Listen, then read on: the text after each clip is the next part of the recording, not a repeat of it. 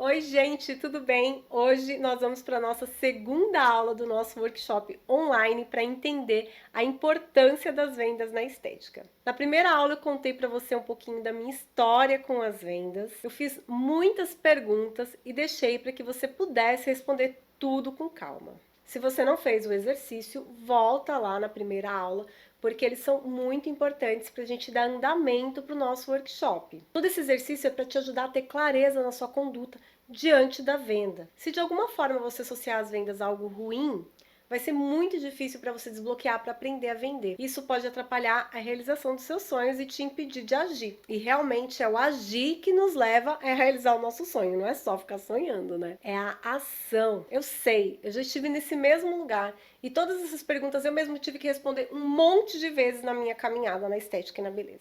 Eu era muito sonhadora, mas sonhadora de um jeito ruim, sabe? Que não vê a realidade das coisas. Eu queria atuar na estética com o sonho de que eu ficaria rica e que faria o que amava, e também eu não queria ser vendedora, né? Eu também não queria mais vender. Eu achava que se eu estudasse bastante estética e que se eu desse resultados maravilhosos para as clientes, elas iam voltar assim, sabe? Muito simples, tudo muito natural. Eu achava que se eu fosse uma ótima profissional, automaticamente eu ganharia dinheiro e venceria a concorrência. E, gente, definitivamente não foi assim. Prestar um serviço de qualidade é obrigação do profissional. Isso não tem conversa.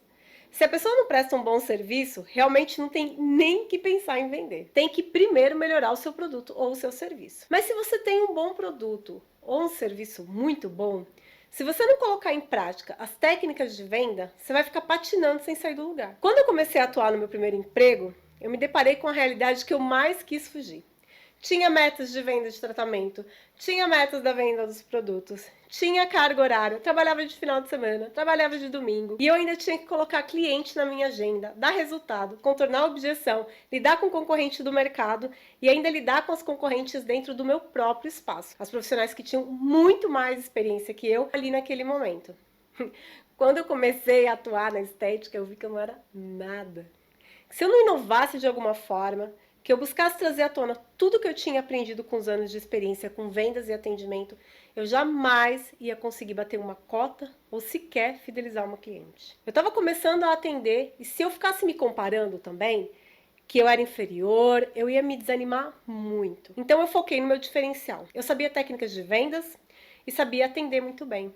Então eu ia focar em estudar profundamente cada caso, encantar minha cliente para que ela tivesse uma experiência inesquecível com o meu atendimento. Eu ia focar na experiência e no resultado, para que a cliente pudesse sentir a vontade de voltar a fazer o tratamento comigo. Eu me dediquei profundamente a estudar caso a caso para gerar o melhor resultado para cada cliente, enquanto eu focava em fidelizar as clientes. Eu realmente me interessava por cada uma delas. Eu ouvia as histórias, eu partilhava, eu fazia um atendimento completamente humanizado e cheio de carinho. Não era nada mecânico, né? Afinal, eu não era uma tiradora de notas ou só uma profissional que fica lá executando técnica de forma fria. Em cada procedimento, eu estudava caso a caso. E eu não tinha a menor dificuldade de indicar os tratamentos dos produtos que eu via que a cliente precisava. E eu fazia de uma forma tão elegante e leve que a cliente nem sequer sentia que eu estava vendendo. Porque, gente, eu procurava sanar as necessidades dela. Eu usava as minhas técnicas de venda de forma muito sutil. E mesmo que algumas vezes eu tivesse desesperada para bater minha meta, eu jamais colocava minha meta acima das necessidades de alguma cliente. Com o tempo, a minha agenda se tornou uma das mais concorridas. Eu tinha uma lista de espera enorme. E mesmo sendo iniciante, eu tracei um caminho que me levou a ser uma das melhores profissionais em número de vendas da rede. E tudo isso aconteceu porque, além de me dedicar a prestar um serviço incrível, eu sabia lidar com tudo que acontece na venda. Contato, atendimento, postura na hora da indicação, contornar as objeções, fechar a venda, o pós-venda. Essa foi a fórmula básica que, aliada à minha sede em estudar estética, ativos, tecnologia e sobre pele, me fez vencer diversas negativas e fechar centenas de tratamentos de sucesso, fidelizar centenas de clientes que me procuram até hoje, mesmo sem eu atender, desde 2017. Além disso, foi através dos cursos de vendas presenciais que ministrei que eu também ajudei centenas de profissionais a mudarem a sua postura e a venderem de forma elegante, assertiva e eficaz. Talvez nesse momento você perceba que é uma excelente profissional, mas que você não sai do lugar. Isso deve te incomodar muito. Acredite, eu sei que realmente incomoda. Talvez você tenha investido tudo que tinha no sonho de empreender no mercado da estética. Não era tão simples assim como você imaginou. Você pode estar como eu lá atrás, vendo que não basta só você ter se matado de estudar.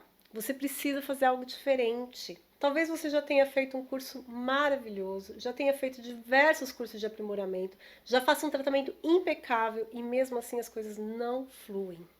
E se você for como a grande maioria das profissionais que eu já conversei, você deve estar pensando que tudo isso é culpa da concorrência.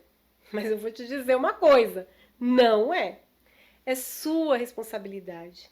Eu não direi que a culpa é sua, sabe? Porque a culpa implica em castigo. Mas a responsabilidade te dá o poder de transformar.